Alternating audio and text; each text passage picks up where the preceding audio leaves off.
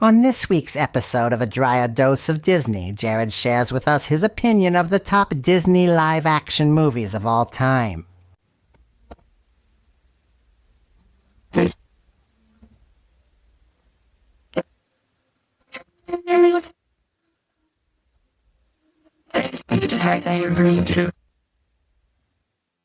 Welcome to this week's episode of A Dryer Dose of Disney. I'm your host, Jared Dryer, and today we are continuing on with our 3-episode series of the top movies in our Disney and Universal universes. Last week, we talked about the top 10 Disney animated movies. Today, we're going to be talking about the top 10 Disney live action films.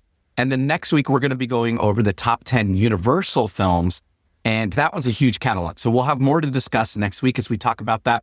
Before we dive in, though, to this week's episode, we do want to ask wherever you're listening to us, find that subscribe button and click that so that way you can get this content delivered into your inbox each and every single week.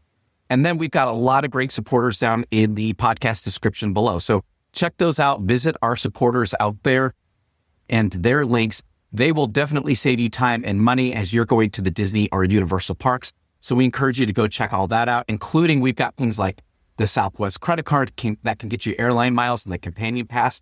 That's the one that we use, as well as our condo down there in Orlando. And you can stay where we stay if you click on our links in the podcast description below. So definitely go check that out. Now, back to the episode. So today we're going to be talking about the top 10 Disney live action films. And of course, there's a huge catalog of these and it keeps growing. Obviously, each and every year, there are dozens of new Disney movies that come out. In addition to the fact Disney is buying content. So some of the movies actually today are owned by Disney. They're on Disney Plus, but they were not originally released by Disney, though Disney has released some new versions of some of these movies. So we're definitely going to include those in the canon today as we go through our top 10 movies. And as always, like last week, this list is highly subjective. These are my personal favorite movies, and we're going to talk through each one and why they made the list. Some may be your personal favorites. Some may not be your personal favorites. And there may be some movies that you think should be in the top 10 that are not in our top 10. So feel free to find us on Facebook. You can find our page out there at A Dryer Dose of Disney. And you can let us know. You can send us a message and tell us, hey, these were my top 10 lists. And if we get enough responses, of course, we'll talk about those in future episodes. Speaking of which, on one of our recent episodes, we talked about Epic Universe and the rope drop strategy and the review of Epic Universe. And one comment we got was a question around the queuing for single rider, because we do love single rider. And on that episode, you heard me talk about the fact that, yes, most of the single rider queues are going to see the full queue for the most part. And that is true. There's a question that asked, hey, don't single riders typically skip the queue? And at other parks for other rides, yes, that is 100% the case. But they did a really great job at Epic Universe by including the single riders in through the standard queuing so you can see a lot of the same queue elements. Now, you're not going to see 100%, but you do get pretty close on most of the queues. So there's a perfect example. Somebody reached out, contacted us, asked a question, and we're sharing that on a future episode as well. So we do want to hear what your top 10 movies are for Disney animation, Disney live action, or Universal on our comments. So please reach out and put those on there or find us at Facebook. But without any further ado, let's hop right into it and let's talk about our number 10 movie on Disney live action.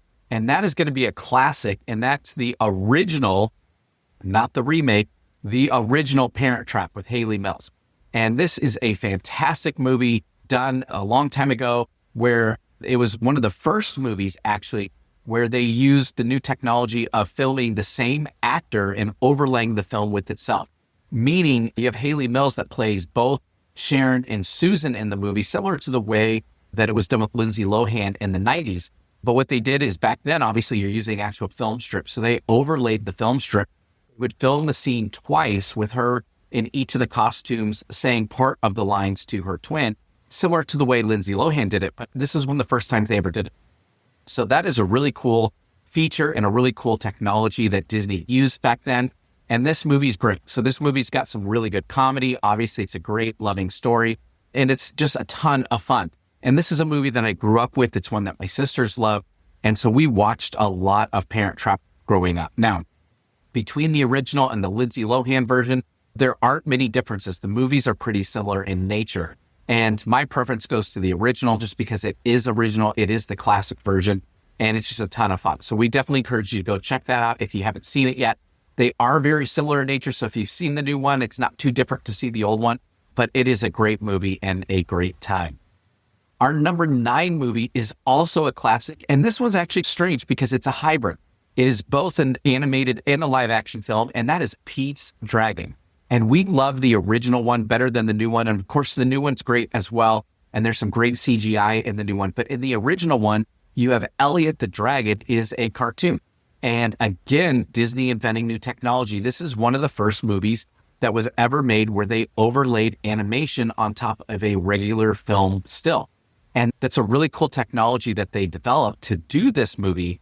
And in addition to that new technology, this movie had some great songs in it. So it's more of a musical in some elements, but it was wonderful to have these classic performers. So you've got really famous ones in this movie that really shine in this movie. So Red Button's playing the doctor's assistant, and you've got some great singers and Mickey Rooney, of course, in this movie. So Pete's Dragon, the original, is more of a musical style. It's got some great music and it's got some cool technology for the day back then. So that's why it makes our top 10 list of the top 10 Disney live action films at number 8. Number 7 is another Disney revolution. And again, where they had new technology, they incorporated something a little bit different. And this one is Honey, I Shrunk the Kids. So of course, the great movie with Rick Moranis where the kids get shrunk by the shrinking machine and they have to make their way from the backyard back into the house to get brought back to real life size.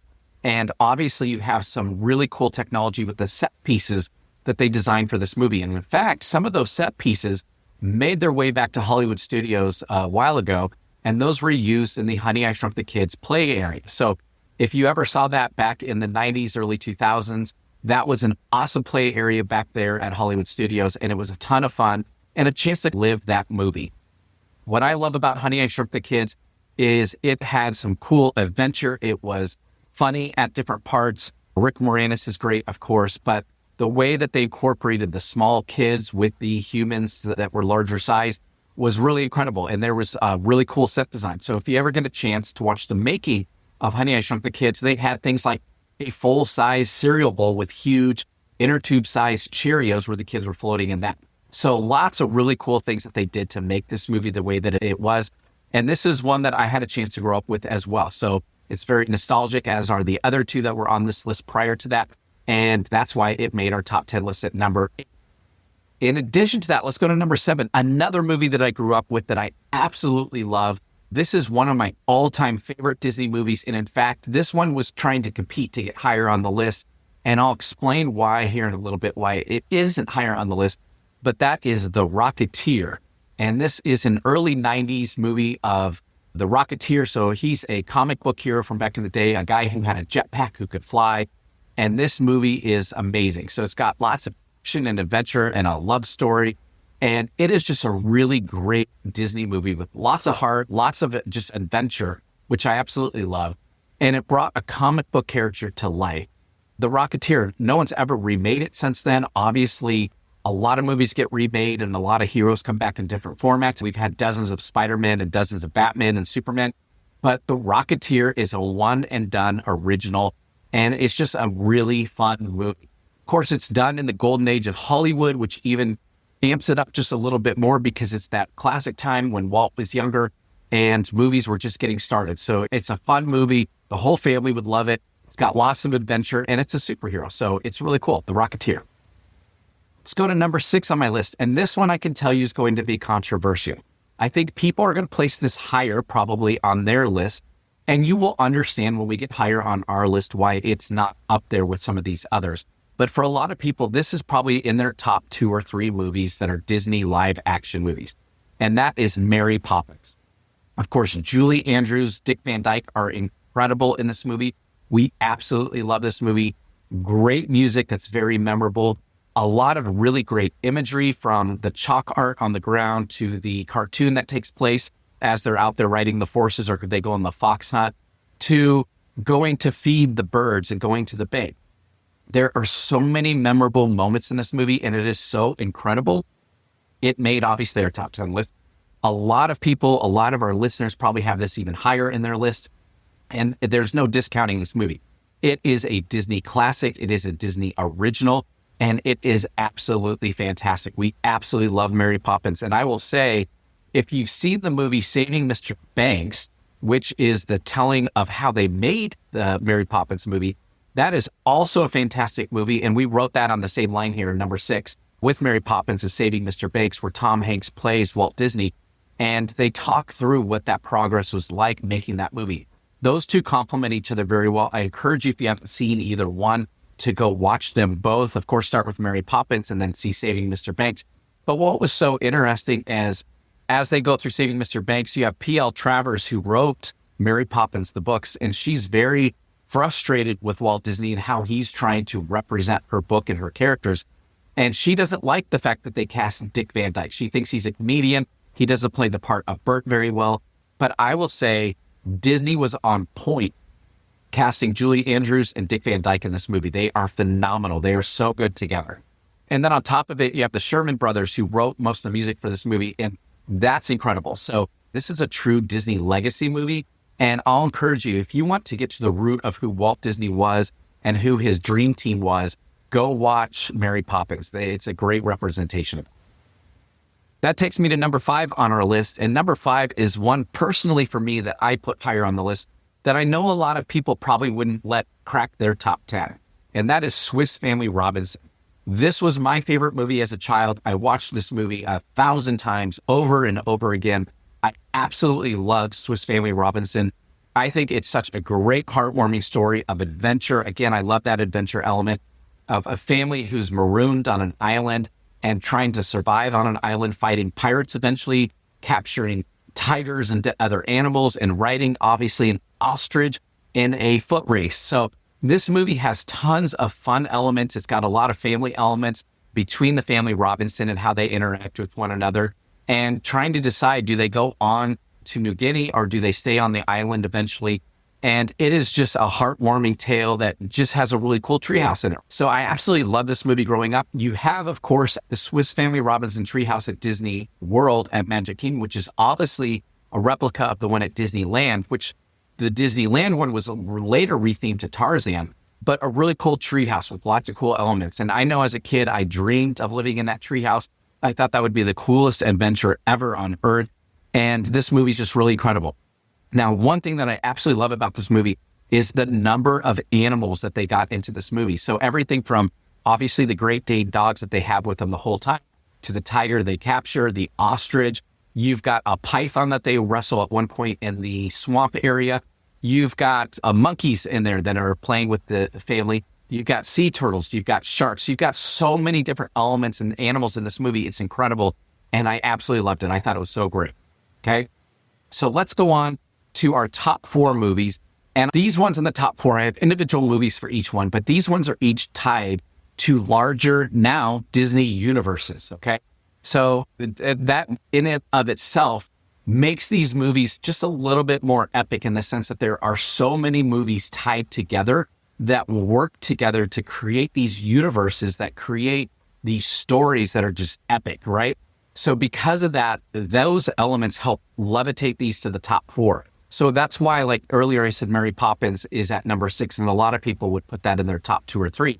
These ones aren't just the individual movies themselves, but they're part of a larger canon that is absolutely amazing, in my opinion, that I absolutely love. So you are all going to be very surprised, especially for those who know me personally, the one that fell at number 4. And at number 4, I have our Star Wars universe. And I'm going to actually give you two areas here that I think are the top ones. And that is first, the original trilogy, episodes 4, 5, and 6 that were released in the late 70s, early 80s. And then the individual movie that I think is best throughout the whole Star Wars universe is Rogue One. If you're familiar with Star Wars, and obviously if you know me, you know I am a huge Star Wars fan. In fact, my office at work is decorated all Star Wars, as well as one of our rooms in our house is all Star Wars. I love Star Wars art. I love the lore. You can see some Star Wars behind me. Obviously, in my background previously, and today I've got Baby Yoda off to the side. I've got R2-D2 behind me. I absolutely love Star Wars. It's one of my all-time favorite movie trilogies and series. Now, this one was originally done by George Lucas and later bought by Disney, who has since released more movies and more trilogies and more different TV shows on Disney Plus as well. So they now own this whole universe. I absolutely think it's wonderful, but I am going to say that the top three are even more Disney because Disney's done more with them. And I think that they're even better movies than some of the Star Wars. So I don't say that to be blasphemous against Star Wars because it is one of my favorite trilogies of all time, the original one. But I'm going to tell you that some of these other movies are just that much better, which takes me to number 3 on our list. So number 3, again, is a different universe, and that is going to be the Indiana Jones movie series. And in fact, the best movie out of all the Indiana Jones is Raiders of the Lost Ark. I remember seeing Raiders of the Lost Ark when I was younger, and the movie absolutely, it not only entertained me, but it made me dream of going back in time to live like Indiana Jones. Raiders of the Lost Ark is one of the epitomes of adventure for a kid. This movie's incredible. Obviously, there are some, I don't want to say violent aspects, but there are some more graphic aspects in this movie. Not just counting things like skeletons, because you've got a lot of skeletons in the movie, but you've got spiders, you've got snakes. And then, of course, there is a finale scene that is a little bit more graphic as things happen. And if you're not familiar with it, I won't spoil it. But most people are familiar with what happens at the end of Raiders of the Lost Ark. But I can tell you it's not meant for little kids, but for those tweens to teens, those early from, I'd say, 12 years old to 16 years old as a kid. Raiders of the Lost Ark was one of the greatest movies I've ever seen. And to see this guy with a bullwhip out there fighting and trying to save the day, it was amazing. I absolutely loved growing up with Indiana Jones and seeing his new movies come out as they came out as I got older. So this one obviously is now owned by Disney, as they own all of Lucasfilm, which includes Star Wars. And they have been producing and putting out new movies as well. This is now considered part of the Disney canon, and I absolutely love it. It's number 3. Number 2 on my list, and this is just because it's so well done and so tied to the parks, are the Pirates of the Caribbean movies.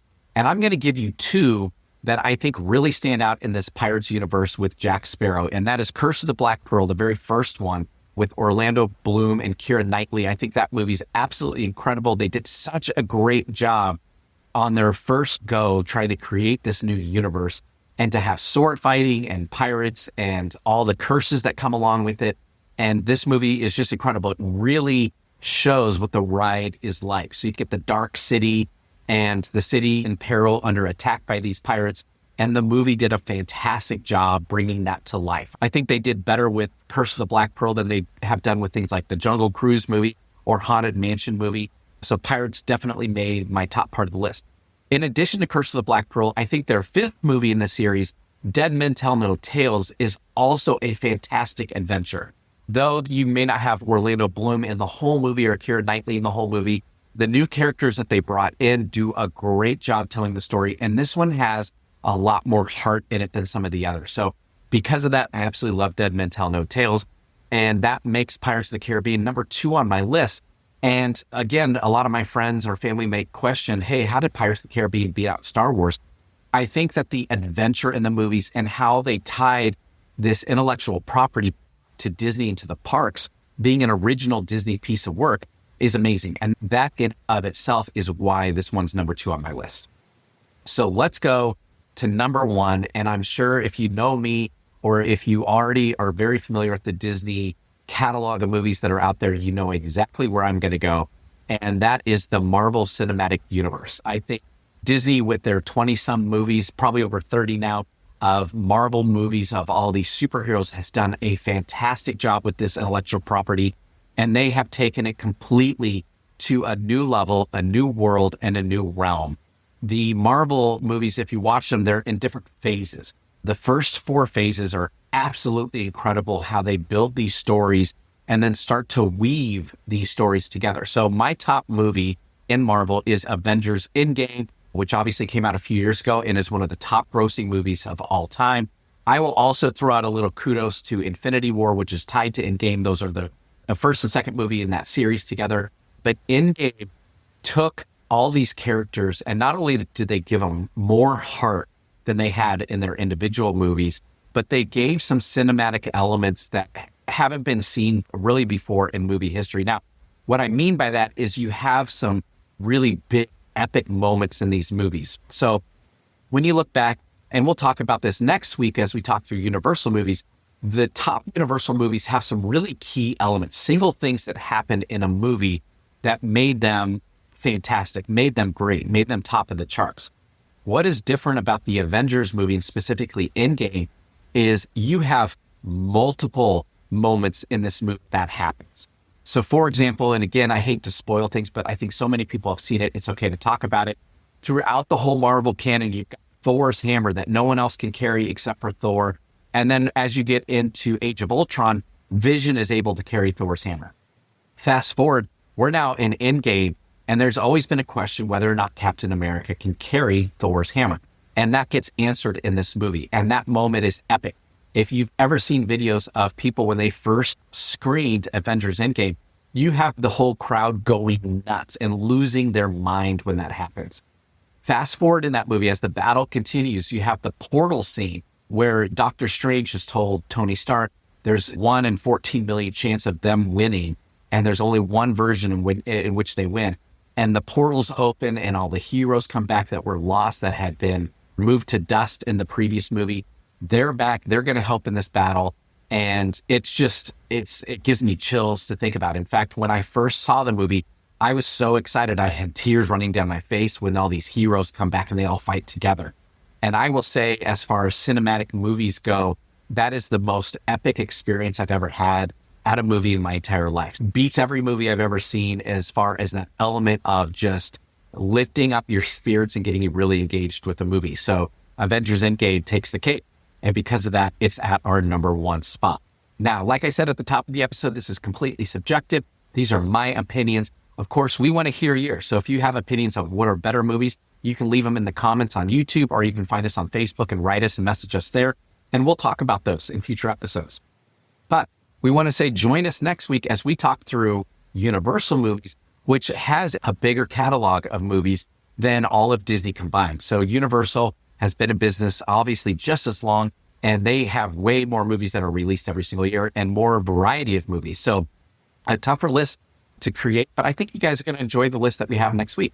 So with that, we wish you a magical week as you're planning your next Disney vacation, and we will talk to you guys next time. Bye-bye.